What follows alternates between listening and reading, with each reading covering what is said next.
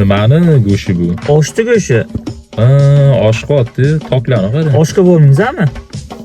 Ko'rinishi chiroyli ekan. Qancha bo'ladi oshni videosini chiqarmaganimizga? Qatta bu? 5 qozonda ekan. Beshqozonni maqtashadi, yaxshi deyishadi. Ketdi eriyman. Erismi? Ha, eriyman. Ketdi. Haydang, mana shunaqa eriydigan akalarimizni joni sog' bo'lsin. Haydang, Beshqozonga boramiz akalar bugun. Hamma bilgan o'sha mashhur Beshqozonga keldik. Odam juda ham ko'p bo'lsa ham o'tirishga joylar yetarli ekan. Mana bu oshlarning narxlari ko'rib olinglar. Bu yoqda keyin turkcha ovqatlar ham bor ekan. Shoh akam bitta komplekt choyxona oshi aytdilar. Mana shu oshning narxi 61 ming so'm. Nima deb o'ylaysizlar? Narxi garziydimi? Shoh akam oshni oxirigacha qoldirmay yeb qo'ydilar. Yedirganingga shukr deb sekin duo qilib ketdik. Osh qalay ekan? Mazasi yaxshimi, yoqdimi? Mazasi yaxshi, menga yoqdi. Narxiga arziydimi o'sha osh? Narxiga arziydi, javob qimmat emas.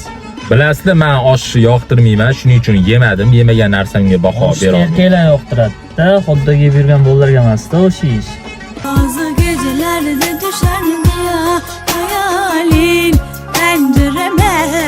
Qozon kabob, tandir yeb yurgan bolaman men. Bo'pti akalar, joningiz sog' bo'lsin. Xudo hammamizning ishimizning rivojini bersin. Sog' bo'linglar.